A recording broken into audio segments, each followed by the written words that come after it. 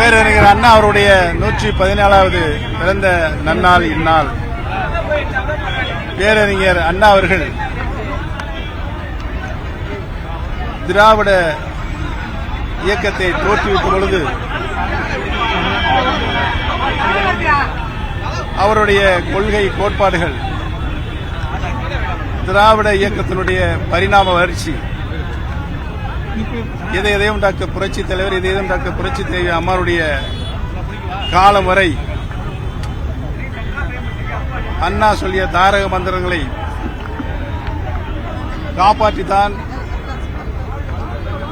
இந்த இருவரும் மாபெரும் தலைவர்களும் ஆட்சி நடத்தினார்கள். இன்றைக்கு அண்ணா அவருடைய பிறந்த நல்நாளை முன்னிட்டு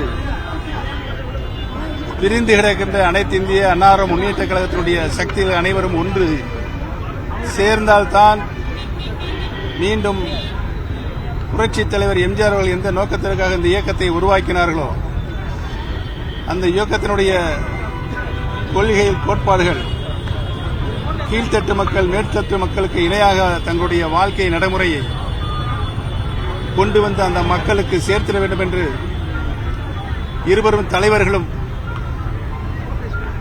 50 ஆண்டுகால அனைத்து இந்திய அன்னார முன்னேற்ற கழகத்தினுடைய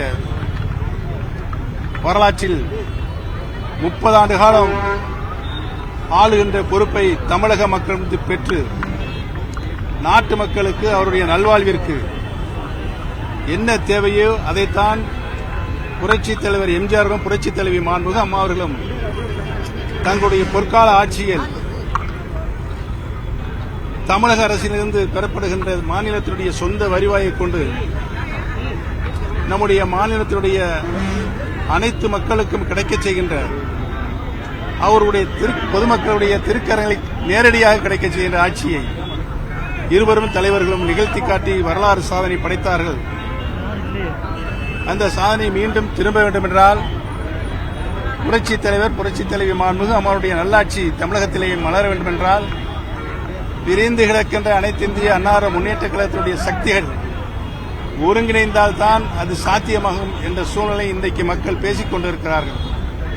ஆக தொண்டருடைய உணர்வுகளையும் தமிழக மக்களுடைய உணர்வுகளையும் மதித்து நடந்து பிரிந்து கிடக்கின்ற அனைத்து இந்திய அன்னார முன்னேற்ற கழகத்தினுடைய சக்திகள் ஒன்றிணைய வேண்டும் என்று பேரறிஞர் அண்ணாவுடைய பிறந்த நாளில் சபதம் ஏற்போம் சம்மதம் ஏற்போம் வெற்றி பெறும் என்பதை சொல்லி விடைபெறுகிறேன். நன்றி, வணக்கம்.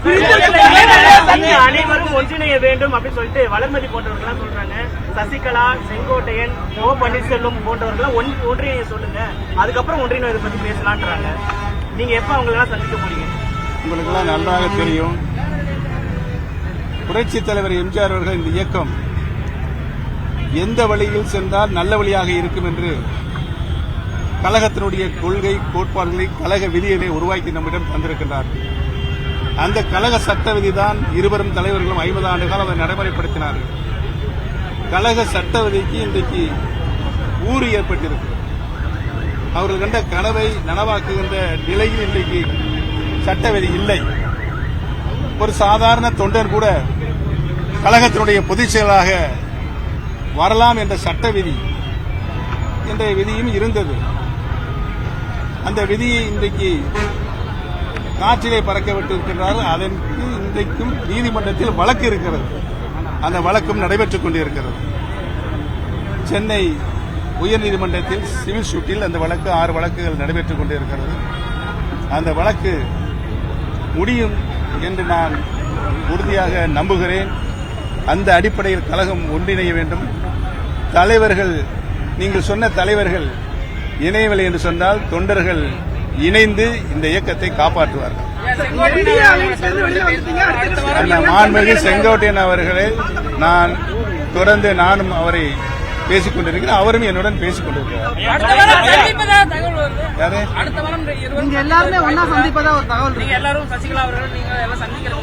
யார் சொன்னாங்க?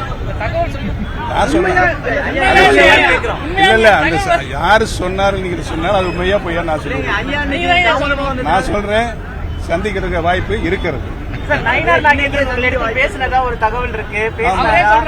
நான் ஏற்கனவே நேற்று திண்டுக்கல்லில் சொல்லிவிட்டு வந்துவிட்டேன். அவர் என்னிடம் பேசினார், நானும் அவரிடம் பேசினேன். சந்திப்பதாக சொல்லியிருக்கிறார். சந்திப்பதற்கு அவர் நேரமும் என்னுடைய நேரம் ஒத்து வந்தால் சந்திப்போம்.